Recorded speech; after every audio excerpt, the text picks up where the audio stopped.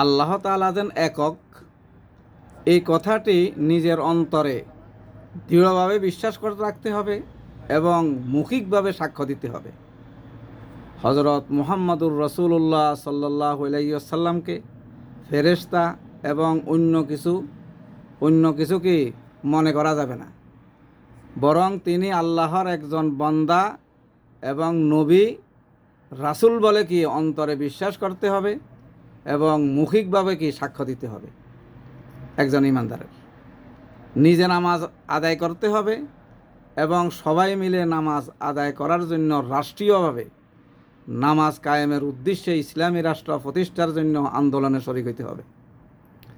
জাকাতের প্রকৃত উদ্দেশ্য হাসিলের জন্য জাকাত ভিত্তিক অর্থব্যবস্থা চালুর জন্য ইসলামী রাষ্ট্র প্রতিষ্ঠিত করতে হবে। আর্থিক এবং দৈহিকভাবে ক্ষমতা সম্পূর্ণ ব্যক্তিদের অবশ্যই হজ আদায় করতে হবে এবং বিশ্ব মুসলিম উম্মাহর মধ্যে ভ্রাতৃত্ব সৃষ্টির জন্য মুসলিম রাষ্ট্রগুলোর উদ্যোগী ভূমিকা রাখতে হবে। রমজান মাসে রোজা পালনের মাধ্যমে আধ্যাত্মিক উন্নতি সাধন এবং আল্লাহভীতি অর্জন এবং বাস্তব জীবনে তা কী করতে হবে, প্রয়োগ করতে হবে। তাকওয়া ভিত্তিক সমাজ প্রতিষ্ঠার মাধ্যমে নৈতিক এবং চারিত্রিক উন্নতি সাধন করতে অবশ্যই হবে। নাহমাদুহু ওয়া নুসাল্লি আলা রাসূলিহিল কারীম, আম্মা বা'দু ফাউযু বিল্লাহি মিনাশ শাইতানির রাজীম, বিসমিল্লাহির রহমানির রহিম। আন ইবনে উমর রাদিয়াল্লাহু আনহু ক্বাল قال رسول الله صلى الله عليه وسلم بني الإسلام على 5: شهادة أن لا إله إلا الله وأن محمدا عبده ورسوله وإقام الصلاة وإيتاء الزكاة والحج وصوم رمضان متفق عليه।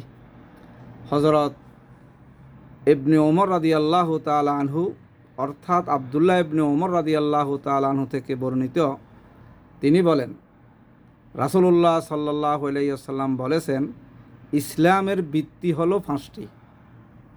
1 নম্বর, এই বলে সাক্ষ্য দেওয়া যে আল্লাহ ছাড়া আর কোনো ইলাহ নেই, মাবুদ নেই এবং মুহাম্মাদুর রাসূলুল্লাহ সাল্লাল্লাহু আলাইহি ওয়াসাল্লাম আল্লাহর বান্দা এবং রাসূল। নামাজ প্রতিষ্ঠা করা, 3 নম্বর জাকাত আদায় করা, 4 নম্বর হজ করা এবং 5 নম্বরে হলো রমজান মাসে রোজা রাখা। এটা বুখারী এবং মুসলিমের হাদিস। আসসালামু আলাইকুম রহমতুল্লাহ। সম্মানিত দর্শক শ্রোতা, ইসলাম প্রিয় ভাই বোনেরা, আল্লাহ রাব্বুল আলামিনের লাখো কোটি শুকর, আমি আপনাদের সামনে এই সেহাসিত্তার অর্থাৎ শ্রেষ্ঠ 2টি হাদিসের কিতাব বুখারী এবং মুসলিম শরীফের উল্লেখিত ইসলামের মৌলিক ভিত্তি সংক্রান্ত আপনার একটি হাদিস করেছি, তেলাওয়াত করেছি এবং সরল অনুবাদ পাঠ করেছি। আল্লাহ রাব্বুল আলামিন যদি আমাকে তৌফিক দান করেন, তাহলে আপনাদের সামনে এই হাদিসটির সংক্ষেপে ব্যাখ্যা এবং শিক্ষা পেশ করার জন্য চেষ্টা করব। ওয়ামা তৌফিকি ইল্লা বিল্লাহ। এই হাদিসের বর্ণনা করার যে সময়কাল, আল কোরআন অবতরণের সময়কাল যেমন সহজে জানা যায়, কিন্তু কোরআন অবতরণের সময়কাল যেমন একদম সহজে জানা যায়, কিন্তু হাদিসের ক্ষেত্রে তেমনি এটা কি এত সহজ না। তারপরেও হাদিসটির বিষয়বস্তুর দিকে লক্ষ্য রাখলে এটা বোঝা যায় যে রাসূলুল্লাহ সাল্লাল্লাহু আলাইহি ওয়াসাল্লাম এই হাদিসটির তার মাদানী জীবনে কি বর্ণনা করেছিলেন। কারণ মাদানী জীবনেই নামাজ পূর্ণভাবে প্রতিষ্ঠা এবং জাকাত আদায়, হজ করা এবং রমজান মাসে কি রোজা রাখার নির্দেশ আল্লাহ রাব্বুল আলামিনের পক্ষ থেকে এগুলো এসেছিল। এই বিধে বোঝা যাচ্ছেন এটা কি মাদানী এই জীবনের ভিতরে কি আল্লাহ রসুল এই হাদিসটি বলেছেন। এই হাদিসটি কিন্তু খুব গ্রহণযোগ্য একটি হাদিস। কিভাবে বুঝলাম? এই হাদিসটি সহি এবং বিশুদ্ধ, কারণ সেহাসিত্তা কিতাবের মধ্যে সর্বশ্রেষ্ঠ হাদিসের কিতাব হইল কি বুখারী শরীফ এবং মুসলিম শরীফ। এই দুইটি হাদিস হইল কি সবচেয়ে উপরের স্থান। আর এই হাদিসের বিশুদ্ধতার ব্যাপারে কেউ কোনো মুস্তাহিদিনে কারাম কোনো রাবি কি এখানে কি আপনার প্রশ্ন তোলেন নেই। হাদিসটি কাউলি এবং কি মারুফ, যেটা কি সরাসরি রাসূলুল্লাহ সাল্লাল্লাহু আলাইহি সাল্লাম বর্ণনা করেছেন। রাবি এবং বর্ণনার পরিচয় যদি আমরা বলতে যাই, তো হাদিসটির কি রাবি হইলেন এবং বর্ণনাকারীর নাম হইল আবদুল্লাহ, তার কুনিয়াত হইল আবু আব্দুর রহমান, তার পিতার নাম হইল ওমর, অর্থাৎ ওমর ইবনে খাত্তাব রাদিয়াল্লাহু তাআলা আনহু। তিনি এবং তার মাতার নাম হইল জয়নব। তিনি সম্ভবত নবুয়তের দ্বিতীয় বছর 622 খ্রিস্টাব্দে এবং তিনি মৃত্যুবরণ করেন। যে সময় তিনি মৃত্যুবরণ করেন তখন তার অর্থাৎ ৭৪ হিজরিতে ৮৩ অথবা ৮৪ বৎসর বয়সে তিনি দুনিয়াতে বেঁচেছিলেন। ওনার বর্ণিত হাদিসের সংখ্যা প্রায় ১৬৩০টি।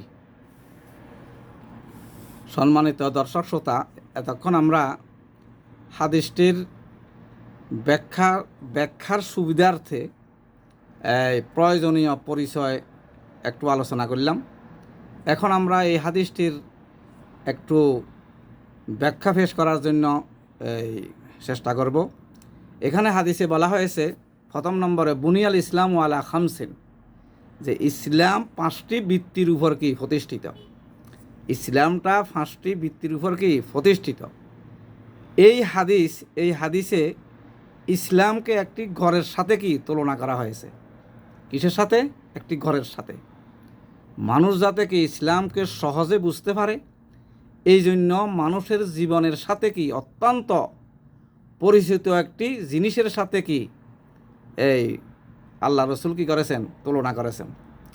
একটি ঘরের যেমন কতগুলো কি অত্যন্ত প্রয়োজনীয় খুঁটি অথবা কি ফিলার থাকে, অর্থাৎ স্তম্ভ থাকে, তেমনি ইসলাম নামের এই ঘরটি, ইসলাম এটা একটা ঘর, এই ইসলাম নামের এই ঘরটি 5টি বিশেষ খুঁটি অথবা কি ফিলার রয়েছে। এই ইসলাম নামক এই ঘরটির কি রয়েছে? 5টি বিশেষ খুঁটি অথবা কি ফিলার রয়েছে, যেইগুলা কি মৌলিক অর্থাৎ এবং অত্যন্ত প্রয়োজনীয়। যেমন 1 নম্বরে হলো কালিমা, 2 নম্বরে নামাজ, 3 নম্বরে রোজা, 4 নম্বরে হজ, 5 নম্বরে যাকাত। ইসলামের অনুসারেই মুসলমানকে এই 5টি আহকাম অবশ্যই পালন করতে হবে। তবে এটা কি জানতে হবে, তবে এটা সবাই মাথায় থাকতে হবে যেই কেবলমাত্র এই 5টি খুঁটি অথবা ফিলারকে কি আপনার ততক্ষণ পর্যন্ত একটি পূর্ণাঙ্গ ঘর বলা যাবে না, যতক্ষণ পর্যন্ত তার সাথে খড়, দড়ি, বাঁশ, ইট, বালু, সিমেন্ট, রড, খোয়া ইত্যাদি সংযোগ কি না দেওয়া হয়। তেমনিভাবে কেবলমাত্র ইসলামের 5টি খুঁটি এবং স্তম্ভ আপনার কায়েম করলে কি একটা ইসলাম নামক যে আমরা এটা কি কায়েম হয়ে যাবে না, যতক্ষণ পর্যন্ত 5 ওয়াক্ত কি উক্ত 5টি খুঁটির উপর পরিপূর্ণ ইসলামী জীবন ব্যবস্থা কি কায়েম করা না হয়। তো আমরা কি বুঝতে পারলাম? শুধুমাত্র কেবলমাত্র খুঁটি অথবা ফিলারকে কি একটা পূর্ণাঙ্গ ঘর বলা যাবে না, যতক্ষণ পর্যন্ত তার সাথে কি আপনার এই খড়, দড়ি, বাঁশ অথবা ইট, বালু, সিমেন্ট, রড ইত্যাদি এইগুলা যতক্ষণ পর্যন্ত সংযোগ না করা হবে ততক্ষণ পর্যন্ত শুধু আপনার ফিলার লাগাইলে কি একটা ঘর কখনো কি বলা যাবে না, একটা ঘর সম্পূর্ণ হবে না। তবে ফিলার ছাড়া আপনি যত খড়কুড়া আপনার ইট বালু সেখানে লাগান, আপনার ঘর হবে? ফিলার হলো আসল মেইন, এটা হলো স্তম্ভ। আর এটার সাথে কি আপনার প্রয়োজনীয় সব কিছু কী করতে হবে, লাগাইতে হবে, তখন তো একটা পরিপূর্ণ ঘর হবে। তদরূপভাবে এই 5টি ইসলাম নামক যে গড়টি, শুধু এই 5টিকে কি আমি কি পরিপূর্ণ ইসলাম এটা বলা যাবে না, তার সাথে আনুষাঙ্গিক অনেক কিছু রয়েছে যেগুলা কোরআন ও হাদিসে আল্লাহ রাব্বুল আলামিন এবং রাসূলুল্লাহ সাল্লাল্লাহু আলাইহি ওয়াসাল্লাম ব্যাখ্যা করেছেন। যেমন দেখেন, আমরা আল্লাহ রসুলের একটা হাদিস পাই কি, যে অসংখ্য অর্থাৎ মুসলমানদের অসংখ্য ইমানের শাখা এবং পোশাকার কথা আমরা কি হাদিসে পেয়েছি। রাসূলুল্লাহ সাল্লাল্লাহু আলাইহি ওয়াসাল্লাম বলেছেন যে ইমানের 70টির বেশি, 70টিরও বেশি কি আছে, শাখা পোশাকা আছে। তার মধ্যে সর্বোত্তম শাখাটি হইল লা ইলাহা ইল্লাল্লাহ, এই কথা বলা যে আল্লাহ ছাড়া কোনো ইলাহ নাই, আল্লাহ ছাড়া কোনো মাবুদ নাই। এই সবচেয়ে নিম্ন শাখাটি হলো রাস্তা থেকে কষ্টদায়ক জিনিস সরিয়ে ফেলা। আর লজ্জাও কি ইমানের একটি বিশেষ শাখা। এটাও বুখারী শরীফের হাদিস, বুখারী মুসলিমের হাদিস। আপনার তাহলে বুঝে লাগবে কি, আল ইমানু বিজুন ওয়া সাবউনা শুবাতান ফাআফজালুহা কাউলু লা ইলাহা ইল্লাল্লাহ ওয়া আদনাহা ইমাতাতুল আযা আনিত তারিক ওয়াল হায়াউ শুবাতুম মিনাল ঈমান। তাইলে 100টির উপরে অর্থাৎ 70টির উপরে কি আছে, শাখা পোশাকা আসে। তার মধ্যে সর্বোত্তম হলো লা ইলাহা ইল্লাল্লাহ, আর সর্বনিম্ন হইল কি, রাস্তা থেকে কষ্টদায়ক জিনিস কি করিয়া সরিয়ে দেওয়া। আপনার কাছে মনে হচ্ছে যে এটা কষ্টদায়ক জিনিস, সেটা আপনি একদম যার কাছে ন্যূনতম ইমান আছে সে এটা কী করবে, সরাই দিবে। এটা ইমানের নিম্নতম একেবারে নিম্ন স্তরের, এটা হইল আপনার ইমানের একটা অংশ। যার কাছে এই অংশটা নাই, মনে করতে হবে তার কাছে ইমানের বাসা নেই, ঠিক না? আরেক হাদিসে আছে আপনার 77টি শাখা আপনার ইমানের রয়েছে, 77টি। তাহলে বোঝা যাইল দেন যে তার ভিতরে কি প্রথম খুঁটিটা হলো, স্তম্ভটা হলো কি, শাহাদাতে আল্লাহ ইলাহা ইল্লাল্লাহ ওয়া আন্না মুহাম্মাদান আবদুহু ওয়া রাসূলুহু, যে এই বলে সাক্ষী দেওয়া যে আল্লাহ ছাড়া কোনো ইলাহ নাই এবং মুহাম্মাদুর রাসূলুল্লাহ সাল্লাল্লাহু আলাইহি ওয়াসাল্লাম আল্লাহর বান্দা এবং রাসূল। ইসলাম নামের এই গড়টি যদি কি একটি তাঁবুর সাথে যদি আমরা তুলনা দিই, তাহলে এটা আমরা আরও সংক্ষেপে বুঝুন। কিসের সাথে? তাঁবুর সাথে। একটা তাঁবুর সাথে যদি, তাহলে কি আরও কি সুন্দরভাবে কি আপনার তাঁবুতে কি 5টি খুঁটি থাকে। যেমন একটি তাঁবুর 5টি কি থাকে, খুঁটি থাকে, খুঁটির প্রয়োজন। আপনি যদি তাঁবু লটকান তাহলে সেখানে 5টি খুঁটি ছাড়া আপনি একটা তাঁবু কী করতে পারবেন না, লটকাইতে পারবেন না। সাইড দিকে 4টা খুঁটি আর মাঝখানে 1টি খুঁটি। এই তাঁবুর এই 5টি খুঁটির মধ্যে কালেমা লা ইলাহা ইল্লাল্লাহ, কালেমায়ে তাওহীদ, যেটা কি আমরা সাক্ষ্য দিই যে এটা হলো ইসলামের মূল খুঁটি, ইসলামের কি মূল খুঁটি এটা। আর নামাজ, তারপরে জাকাত, হজ, রোজা, এটা হলো কি, 4টি হলো কি, আর আপনার বাকি কি ইসলামের চতুর্দিকের খুঁটি। আর প্রথম খুঁটিটা হলো ইসলামে প্রবেশ করার খুঁটি। ইসলামের ভিতরে যে আপনার ইসলাম নামক যে গড়টি, এই গড়টির ভিতরে আপনার ঢুকতে হইলে এটা হইল ইসলামে প্রবেশ করার প্রথম শর্ত, এটা উল্লেখ। আপনি এটা ছাড়া আপনি যতই আমল করেন, নামাজ, রোজা, হজ, জাকাত, যত ধরনের দান, খরচ, সৎকার যা কিছু করেন, কিন্তু আপনার প্রথম খুঁটি অবশ্যই আপনার কাছে প্রয়োজন। প্রথম খুঁটি ছাড়া আপনি ইসলামের ভিতরে প্রবেশ করতে পারবেন না। এটা হলো ইসলামের ভিতরে প্রবেশ করার প্রথম স্তম্ভ হইল কি আপনার প্রথম খুঁটিটা, এটা হলো কি কালেমা তাইয়্যিবা লা ইলাহা ইল্লাল্লাহ মুহাম্মাদুর রাসূলুল্লাহ। এই কথা সবাই জানতে হবে। এই জন্য আমরা বারবার এটা কি করতে হবে, নবায়ন করতে হবে। উঠতে বসতে আমরা তখন প্রতিদিন নামাজের ভিতরে এটা 5 বার কি করি, নিম্ন স্তরে 5 বার, সেখানে আপনার প্রতি তাশাহুদের বৈঠকে আমরা সেখানে ঈমান নবায়ন করি। আশহাদু আল্লাহ ইলাহা ইল্লাল্লাহ, আশহাদু আল্লাহ ইলাহা ইল্লাল্লাহ, কি আমি সাক্ষ্য দিচ্ছি যে আল্লাহ ছাড়া কোনো মাবুদ নেই।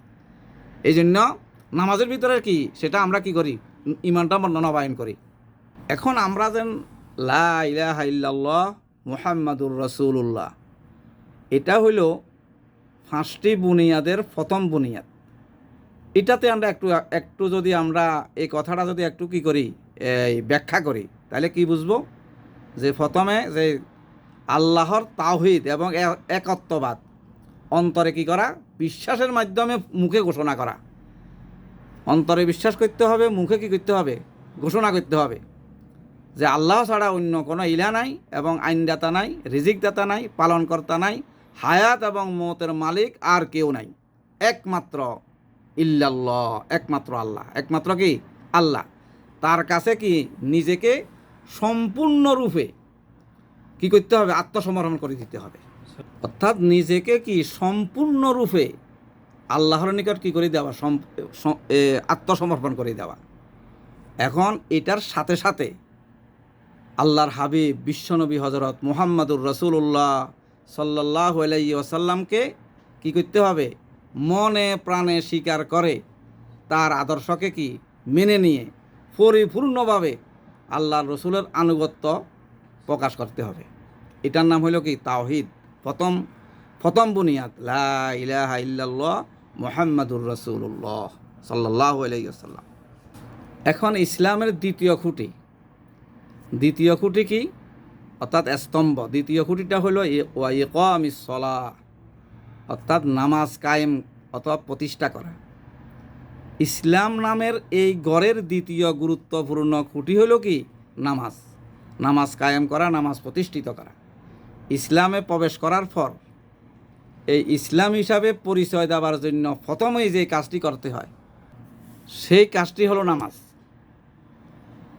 কারণ হাদিসে উল্লেখ রয়েছে বাইনাল আবদি ওয়া বাইনাল কুফরি তরকুস সালাহ, যেই বন্দা আপনার একজন মুসলমান এবং কাফেরের মধ্যে পার্থক্য হলো একমাত্র নামাজ। নামাজটি হলো মুসলমানদের আইডেন্টি কার্ড, অর্থাৎ পরিচয়পত্র। এখানে কিন্তু হাদিসে নামাজ পড়ার কথা বলা নেই। হাদিসে বলা হয়েছে আকিমুস সালাহ, অর্থাৎ কি নামাজ কায়েমের কথা বলা হয়েছে। তার কারণ নামাজ হলো একটি সামাজিক এবাদত, এটা ব্যক্তিগত আপনার এবাদত নয়। নামাজটা হলো সামাজিক এবাদত। এর মাধ্যমে সমাজের মানুষের জন্য অনেক অনুসরণীয় এবং শিক্ষণীয় বিষয় রয়েছে। সমাজের নাগরিকদের সংশোধনের এই নামাজের মাধ্যমে রয়েছে। যেমন আল্লাহ রাব্বুল আলামিন নিজেই বলেছেন ইন্নাস সালাতা তানহা আনিল ফাহশাই ওয়াল মুনকার, যে নিশ্চয়ই নামাজ সকল প্রকার অশ্লীল এবং অন্যায় কাজ থেকে কি দূরে রাখে। তাহলে আমাদের দেশের মুসলমান নারী পুরুষ 10 বছর যখন বয়স থেকে বিদ্যা পর্যন্ত যখন সবাই মিলে নামাজ পড়বে, কেবলমাত্র তখনই কি নামাজ কায়েম বলা হবে। আর এই দায়িত্বটি পালন করবেন কে? ইসলামী সরকার। তার দায়িত্ব সম্পর্কে এটা দেন, নামাজ কায়েম করার এই দায়িত্ব এটা সরকারের, পরিবেশ সৃষ্টি করে দিতে হবে। নামাজ প্রতিষ্ঠিত করার কি সমস্ত দেশের সমস্ত আমাদের মানব জাতিকে। এই কথাটা আল্লাহ রাব্বুল আলামিন নিজেই উল্লেখ করেছেন আল্লাযীনা ইম্মাক্কান্নাহুম ফিল আরদি আকামুস সালাতা ওয়া আতাউজ যাকাতা ওয়া আমারু বিল মারুফ ওয়া নাহাউ আনিল মুনকার। তোমাদের যখন কেউ রাষ্ট্রীয় ক্ষমতা লাভ করবে তখন তার কাজ হলো, প্রথম নম্বর কাজ হলো কি নামাজ প্রতিষ্ঠা করা, তারপরে কি যাকাত আদায় করা, তারপরে ভালো কাজের আদেশ করা এবং অসৎ কাজের থেকে নিষেধ করা। তাহলে এই কি আমরা কি বুঝতে পারলাম? প্রকৃতপক্ষে একটি ইসলামী সমাজ এবং রাষ্ট্র, এই রাষ্ট্র হবে কি কোন ভিত্তিক? নামাজ ভিত্তিক। এই নামাজের মাধ্যমে গোটা নাগরিকদের চরিত্র এবং আপনার তাদের কি এটা কি করবে সংশোধনের মাধ্যমে, চরিত্র সংশোধনের মাধ্যমে কলুষমুক্ত সমাজ আপনার গড়ে তুলবে। এখন আমরা আসি, আলোচনা করতে গেলে অনেক সময় দরকার, সংক্ষেপে কথাটা বললাম। তৃতীয় খুঁটি হলো ইসলামের তৃতীয় খুঁটি কি, স্তম্ভ কি, ইতা ইজ জাকা, অর্থাৎ জাকাত আদায় করা। জাকাত কি করা? আদায় করা। ইসলাম নামের এই ঘরের তৃতীয় খুঁটি অথবা স্তম্ভ হলো কি, জাকাত আদায় করা। এই জাকাতের মাধ্যমে নিজের ধন সম্পদের পবিত্রতা অর্জন করা এবং সমাজের গরিব অসহায় পুনর্বাসনের মাধ্যমে এই মানবীয় মৌলিক চাহিদা কি করা, পূরণ করা। জাকাত আদায়ের কি দুইটি ফায়দা। জাকাত যখন কি করবে, উসুল করবে, এটাতে দুইটা ফায়দা। একটা ফায়দা হইল জাকাত আদায়ের মাধ্যমে সাহেবে মাল এবং জাকাত আদায়ের সক্ষম ব্যক্তির কি মাল সম্পদ কি ধন সম্পদ কি হয়ে যায়, একদম পবিত্র হয়ে যায়, আর এটা নাফাক থাকে না। আর এই পবিত্র হবার জন্য ধন সম্পদের বরকতের মাধ্যমে তখন তার কি এটা বৃদ্ধি পায়। আর এটা ছাড়াও যে পবিত্র রুজি দ্বারা রক্ত মাংসে কি যে গঠিত যে দেহ কি হয় আপনার তৈরি হয়, এই দেহ এবাদত বন্দেগীও কি আল্লাহর দরবারে কি হয়, গ্রহণযোগ্য হয়। আর দ্বিতীয় নম্বর জাকাত আদায়ের দ্বিতীয় ফায়দা কি, দ্বিতীয় ফায়দাটা হইল হুকুকুল এবাদ, অর্থাৎ বন্দার হক কি হয়, আদায় হয়। বন্দার যে সমস্ত হকগুলো আছে এগুলা কি হয়, আদায় হয়। সমাজের বসবাসকারী মানুষের যে মৌলিক চাহিদা, এই মৌলিক চাহিদা এগুলা কি হয়, এই জাকাতের মাধ্যমে একজন সরকার, রাষ্ট্রীয় সরকার কি করতে পারে, এটা পরিপূর্ণভাবে মৌলিক অধিকারগুলো তাদের কি করতে পারে, পরিপূর্ণ করে দিতে পারে। জাকাত ভিত্তিক যতক্ষণ পর্যন্ত সমাজ এবং রাষ্ট্র কি সে প্রতিষ্ঠা করবে না, ততক্ষণ পর্যন্ত সেই কখনো তার জনগণের আপনার চাহিদা এবং কি তাদের অধিকার পূরণ করা কি কখনো সম্ভব হবে না। এখন ইসলাম নামক এই ঘরের চতুর্থ খুঁটি হলো কি, হজ। এই ইসলাম নামের ঘরের এই চতুর্থ খুঁটি কি, হজ। এই মৌলিক ইবাদতটি হলো কি সকলের জন্য, এটা সকলের জন্য কিন্তু প্রযোজ্য নয়। যাদের হজ করার আর্থিক আপনার সঙ্গতি আছে, একমাত্র এবং সুস্থ শরীর রয়েছে, কেবলমাত্র তাদেরকেই এই ইবাদতটি আদায় করতে হবে, তার জন্য ফরজ। এই ইবাদতটিরও কি দুইটি ফায়দা রয়েছে, এই হজেরও কি দুইটি ফায়দা রয়েছে, কিসের মতন, জাকাতের মতন। বৈধ সম্পদ খরচের মাধ্যমে যখন কি হজ আদায় করে, নিজেকে কি এক নম্বরে গুণামুক্ত করে নেওয়া হয়। তাহলে প্রথম ফায়দাটা কি বুঝতে পারলাম, যে বৈধ সম্পদ খরচের মাধ্যমে হজ যে ব্যক্তি আদায় করিবে তার সেই সমস্ত গুনাহ থেকে কি হবে, মুক্ত হবে, এটা একটা ফায়দা।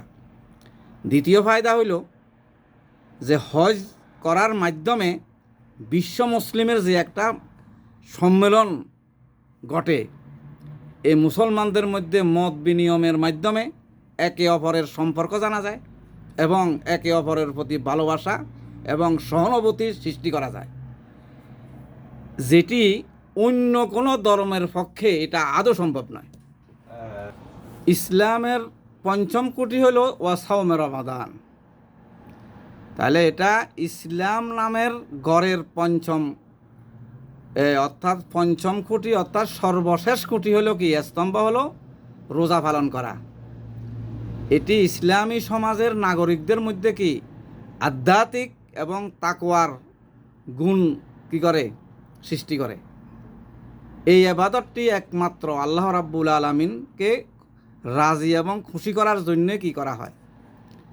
কারণ হাদিসে রাসূলুল্লাহ সাল্লাল্লাহু আলাইহি ওয়াসাল্লাম উল্লেখ করে বলেন যে আল্লাহ পাক বলেছেন, আস-সাওমু লি ওয়া আনা আজজি বিহি, যে এটা রোজা হলো, রোজা খাস করে একমাত্র আমার জন্য, আর এর প্রতিদান একমাত্র আমি নিজ হাতে কি বন্দাদেরকে দিব। সুবহানাল্লাহি ওয়া বিহামদিহি। কেননা যত ধরনের ইবাদত আছে, রোজা ছাড়া সমস্ত ইবাদতের পিছনে লোক দেখানোর সুযোগ আছে, কিন্তু রোজার এবাদতটি কি লোক দেখানোর কোনো সুযোগ নেই।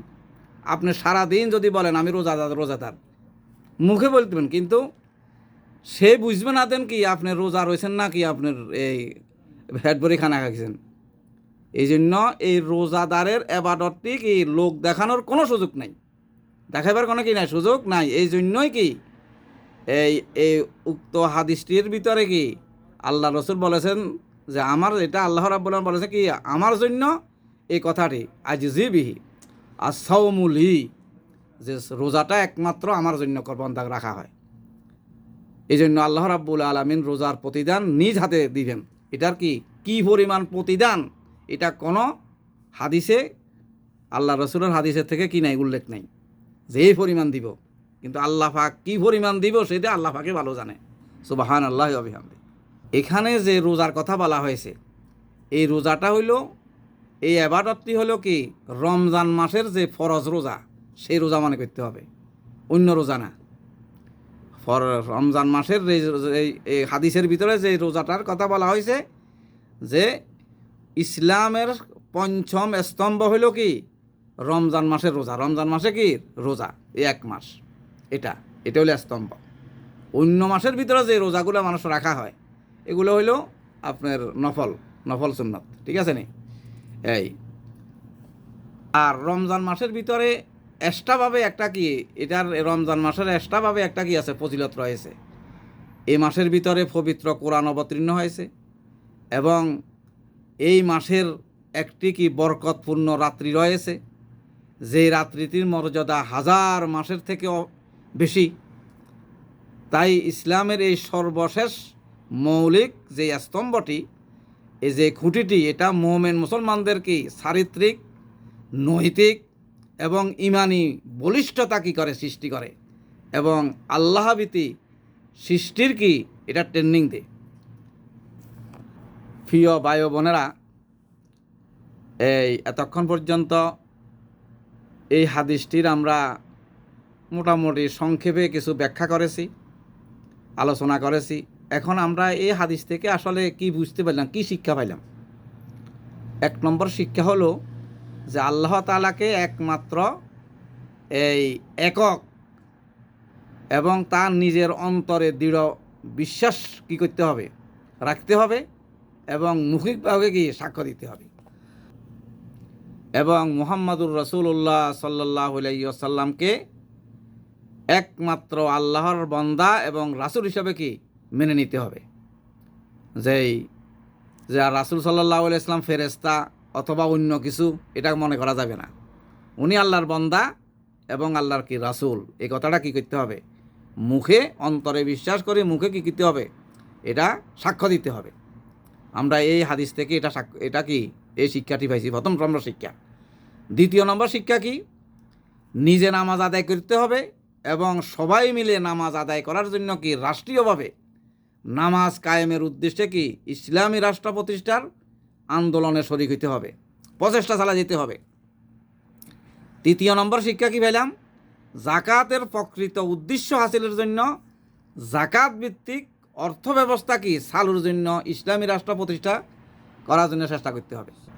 আর চতুর্থ নম্বর আমরা যে শিক্ষাটা পেয়েছি সেটা হলো আর্থিক এবং দৈহিকভাবে ক্ষমতা সম্পূর্ণ ব্যক্তিদের অবশ্যই হজ আদায় করতে হবে এবং বিশ্ব মুসলিম উম্মার মধ্যে কি ভ্রাতৃত্ব সৃষ্টির জন্য মুসলিম রাষ্ট্রগুলোর কি উদ্যোগী ভূমিকা কি করতে হবে, রাখতে হবে।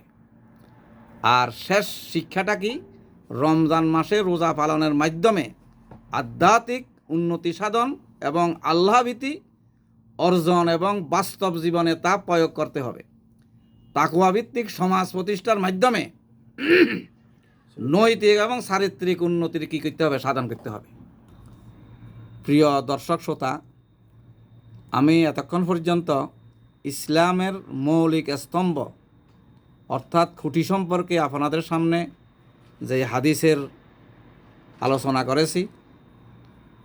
যদি আমার অজান্তে কোনো ভুল ত্রুটি হয়ে যায় তার জন্য মহান রাব্বুল আলামিনের দরবারে ক্ষমা চেয়ে নিচ্ছি। আর এই হাদিস থেকে আমাদের জন্য যেই সব শিক্ষণীয় রয়েছে তা যেন আমরা বাস্তব জীবনে পালন করতে পারি, সেই তৌফিক কামনা করে আমি আজকের সংক্ষিপ্ত আলোচনা এখানে শেষ করলাম। ওয়ামা আলাইনা ইল্লাল বালাগ। আসসালামু আলাইকুম ওয়া রাহমাতুল্লাহি ওয়া বারাকাতুহু।